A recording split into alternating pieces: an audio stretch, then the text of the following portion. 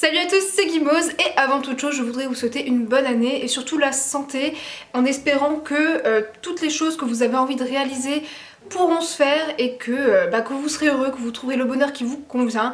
Et je vais commencer tout de suite la vidéo puisqu'aujourd'hui on va faire une sorte de bilan de 2016 en faisant un top flop de mes lectures. Alors étant donné que la chaîne je l'ai lancée il y a à peu près 6 mois, j'ai essayé de vous montrer quelques lectures qui se sont déroulées la première partie de l'année. Et voilà, je vais commencer tout de suite. Aussi petite précision, étant donné que j'ai eu un seul coup de cœur cette année, il a fallu que je fasse une sélection de livres que j'ai vraiment adorés et ça a été très compliqué parce que malgré tout j'ai fait énormément de très bonnes lectures cette année. Donc voilà, hein, j'ai fait du mieux que je pouvais, mais c'est pas exhaustif, hein. Faut que vous sachiez. Le premier livre que je vous présente est un livre que je pense avoir terminé fin 2015. Et puis non, en regardant mes stats sur Livre Addict, je me suis rendu compte que je l'avais terminé le 3 janvier. Et du coup, il s'agit de La Passe Miroir, le tome 1, Les fiancées de l'hiver de Christelle Dabo. Alors je suis juste ultra contente qu'il fasse partie de cette sélection parce que j'ai juste adoré. Là je suis actuellement en train de lire le tome 2, donc Les Disparus du clair de lune, et c'est génial. Enfin moi personnellement j'accroche énormément. Et puis après c'est très personnel, vraiment très personnel ce que je vais vous dire, mais j'ai créé tout un imaginaire par rapport à cette histoire qui rejoint les studios Ghibli, c'est-à-dire que à chaque fois que je vois une scène, je la vois dessinée comme dans les studios Ghibli. Enfin, je sais pas si vous comprenez ce que je veux dire, mais pour moi ça collerait tellement bien ensemble et voilà, je pense que c'est d'autant plus pour cette raison que j'ai beaucoup d'affection pour cette série. Je pense de toute façon qu'on en reparlera très bientôt sur la chaîne quand je ferai un point lecture, donc je vais pas non plus m'attarder et voilà, on va tout de suite passer au second livre. Le second livre qui m'a beaucoup touchée est Cœur de pierre de Gauthier et Almanza. Alors franchement, ça c'est encore un livre que j'avais lu au mois de janvier. Il faut croire que ce mois de janvier était vraiment très bon. Et je vais pas vous le résumer parce que c'est vraiment une histoire très courte qui fait à peu près 32 pages. Mais en gros, c'est un petit garçon, là, le petit garçon là, qui est né avec un cœur de pierre et qui va rencontrer une petite fille qui a un cœur d'artichaut en fait. Et c'est juste adorable et les planches sont juste sublimes. Je vais essayer de vous en trouver une qui pourrait un peu montrer le panel des couleurs. Mais c'est ça aussi en fait. Il y a un travail sur les couleurs, sur les ambiances. Et il y a un côté un peu étrange comme ça étrange et mignon. C'est hyper bizarre. Attends, pas un truc qui vous spoil quand même, parce que sinon c'est pas le mieux. Il me faut 3 heures pour vous trouver une planche. Ah, ça c'est pas mal. Ça c'est pas mal. Je sais pas si vous verrez. Est-ce que ça va faire autofocus ou pas? Je sais pas. Ah bon, voilà. Et vous savez, c'est ce genre de livre que je suis heureuse d'avoir dans ma bibliothèque et que je chéris tout particulièrement. C'est hyper étrange, mais voilà, c'est le genre de petit livre qu'on a envie de prendre, qu'on a envie de feuilleter, qu'on a envie de regarder plusieurs fois, et voilà, on se délecte des images et de l'histoire. Donc vraiment, je vous le conseille à 100%. Alors effectivement, c'est jeunesse, mais je pense que c'est accessible à tout le monde et que chacun peut s'y retrouver. Troisième livre que je vous présente, c'est évidemment Le nom du vent de Patrick Rothfuss. Alors je sais pas si vous allez voir grand chose, voilà, peut-être pas. De toute façon, je vous mettrai une image quelque part par là. Parce que moi, tout simplement, je l'avais lu en e-book et j'ai toujours pas la version papier, hein.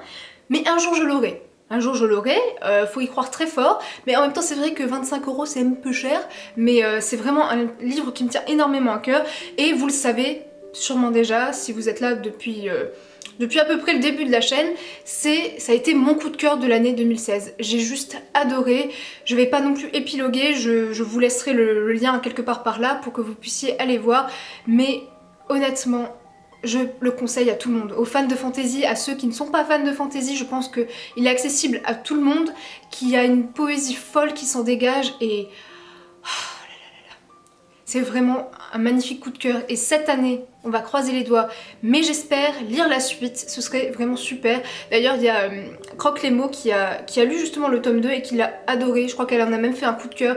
Donc ça s'annonce bien. Pour le 4e livre de ce top, je dois bien vous avouer que je pensais pas qu'il ferait partie de cette sélection.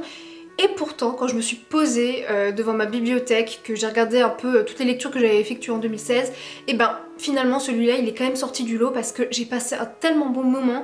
Et il s'agit tout simplement de Ravenwood, la forêt d'Arborium de Andrew Peters. Alors j'ai déjà pu vous en parler dans une vidéo que je vous mettrai à quelque part par là.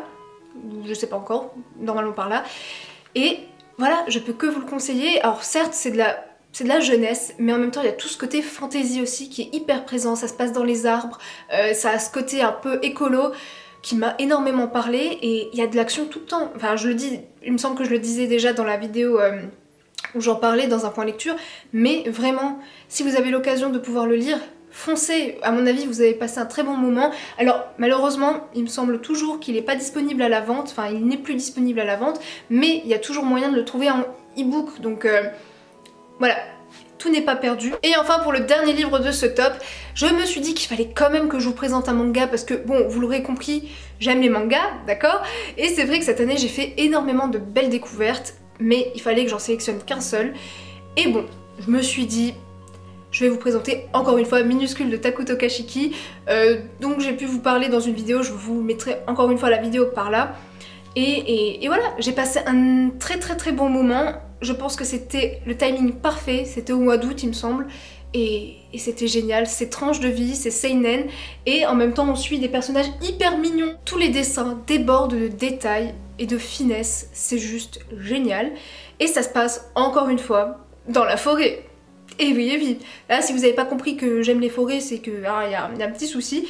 Mais voilà, je crois que je suis de plus en plus fan des éditions Komiku, parce que finalement, là, en fin d'année, j'avais lu The Ancient Magus Bride, que j'avais bien apprécié.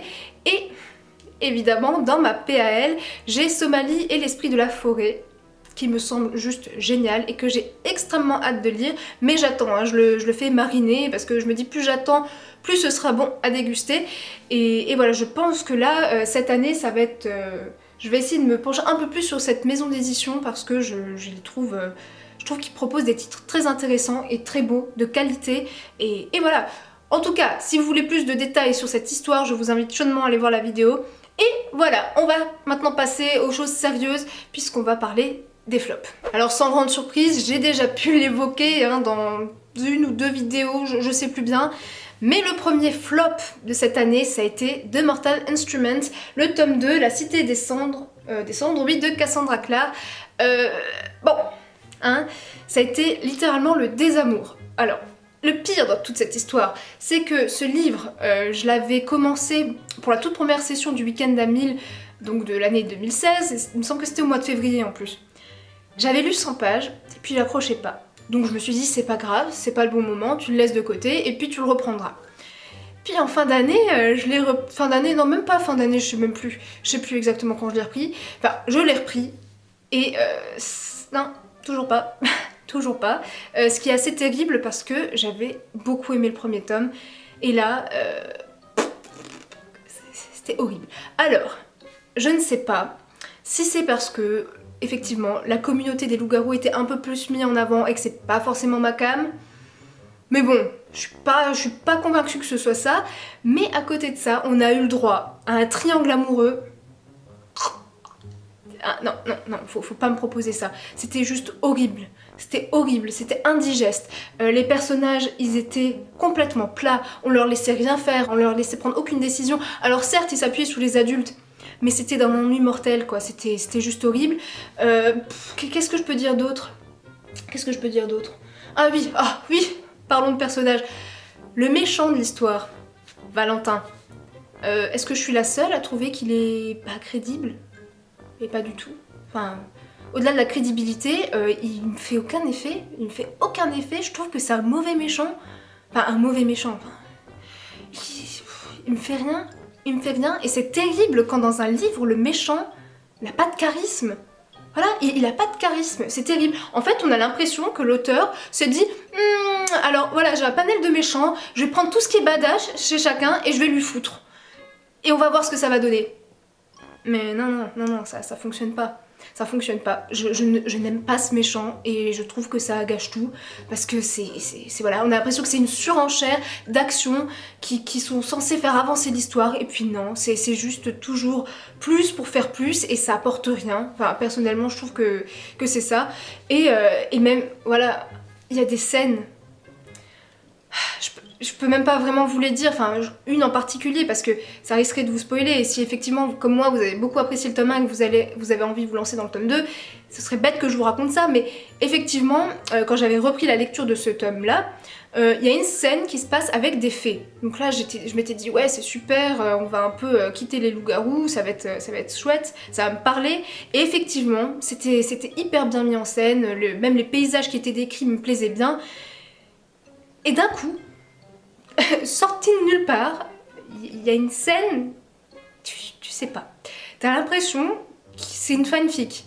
Et c'est pas péjoratif parce que j'aime beaucoup les fanfictions, mais là, c'était n'importe quoi. C'est-à-dire, on avait vraiment l'impression que l'auteur avait envie qu'il se passe un truc, mais savait pas comment le faire jaillir, et elle s'est dit on va mettre ça. Je peux pas vous en dire plus, ça m'énerve, j'aimerais tellement exprimer ce que je ressens par rapport à cette scène qui est complètement what the fuck.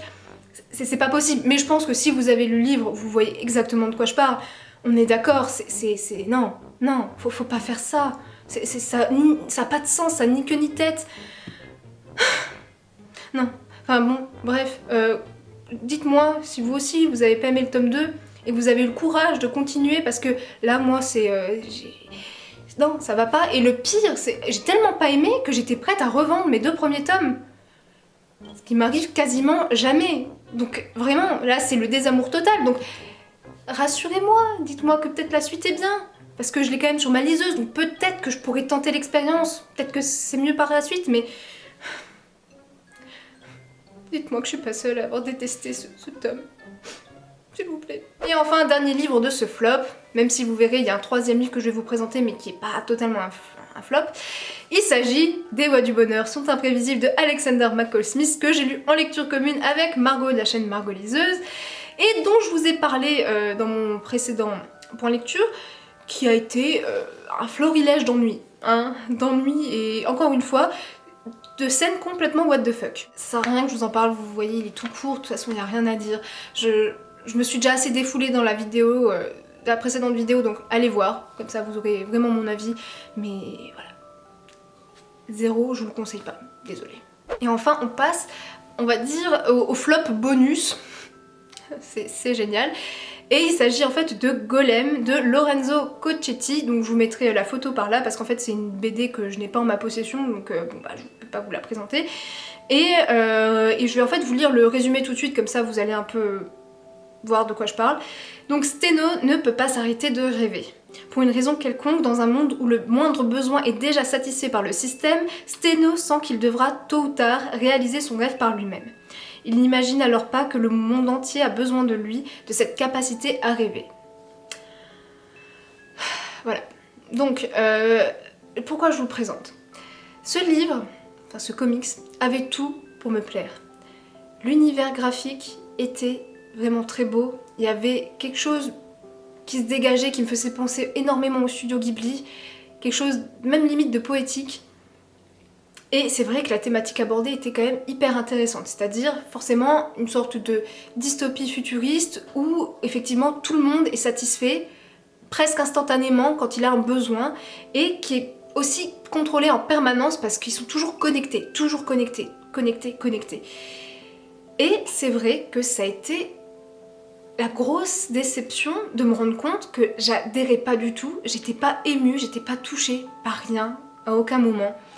C'était terrible parce que je voulais aimer ce comics, vous voyez, et ça avait tout pour me plaire. Et ça a été encore plus frustrant quand j'ai lu à la fin du livre une critique littéraire ou un avis d'un blogueur, je sais plus bien, je crois que c'était un étranger en plus, je crois que c'était un américain, enfin je sais plus qui c'était, et qui faisait une éloge incroyable de ce comics.